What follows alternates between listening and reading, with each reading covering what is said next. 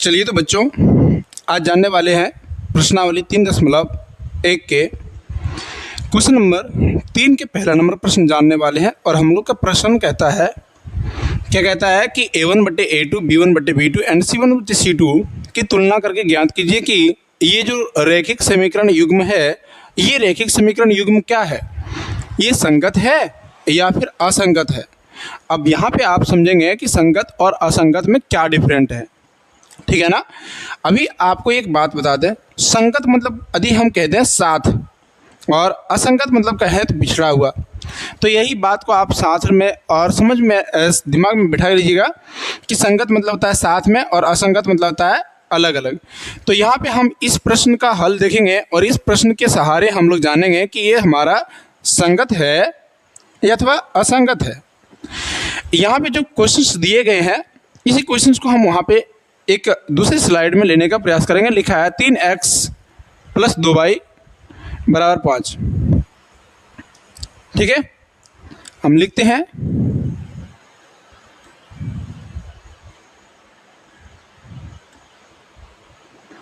Question दिया है 3x + 2y = 5।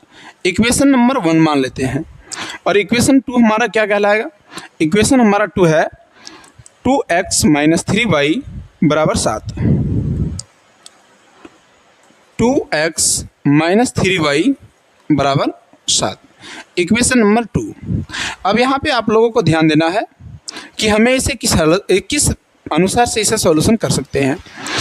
यहाँ पे हम जानते हैं कि कोई भी दो चर वाला रैखिक समीकरण का जो इक्वेशन होता है, वो इक्वेशन क्या होता है, ax + by + c = 0। यहाँ पे ये x का गुणांक है, b y का गुणांक है एंड c हमारा कांस्टेंट है। तो इसी प्रकार से हम यहाँ पे देखेंगे a1 = जो निकलेगा a1 = 3, b1 = जो निकलेगा वो क्या है 2 है एंड c1 = यदि देखेंगे तो इस क्वेश्चन को हम इधर ले आएंगे तो मिलेगा -5। बताएंगे, क्लियर है। दूसरे वाला बात देखेंगे हम यहाँ पे a2 = कितना मिलेगा, तो हम कहेंगे सर 2, b2 = जो मिलेगा वो मिलेगा -3, है ना, -3 एंड c2 = जो मिलेगा वो क्या मिलेगा -7। यदि हम यहाँ पे देखें तो हमें सबसे पहले क्या निकालना पड़ेगा, a1/a2। a1/a2 बराबर क्या होगा, तो हम कहेंगे सर 3/2। b1/b2 यदि देखें तो b1 का मान है 2, b2 का मान -3, तो हम लिखेंगे -2/3 भी लिख सकते हैं। c1/c2 क्या है, c1/c2 तो -5/-7, तो माइनस से माइनस कट गया तो बचेगा 5/7, ऐसा हम लोग लिख सकते हैं। तो यहाँ पे हमें नज़र आ रहा है कि a1/a2 नॉट इक्वल टू है b1/b2। तो हम क्या लिखेंगे यहाँ पे, a1/a2 not equal to b1/b2। यदि हमारा ऐसा होता है तो हम क्या कहते हैं, हम कहते हैं प्रतिच्छेदी होगा। ये रेखा कैसा होगा, तो हम कहेंगे सर प्रतिच्छेदी होगा।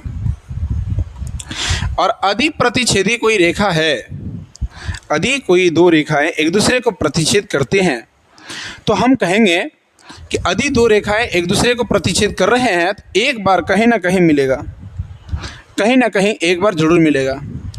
और जिस बिंदु पर ये मिला है तो हम कहेंगे वो बिंदु से हमें पता चलता है कि ये संगत है। संगत का मतलब होता है कि कहीं ना कहीं एक बार भी मिल रहा है लेकिन मिलना चाहिए, ठीक है, एक बार भी मिल रहा है लेकिन मिलना चाहिए, तो वो क्या कहलाता है, संगत कहलाता है, अन्यथा असंगत। ठीक है, चलिए उतारिए, फिर आगे देखते हैं अगला क्वेश्चन को।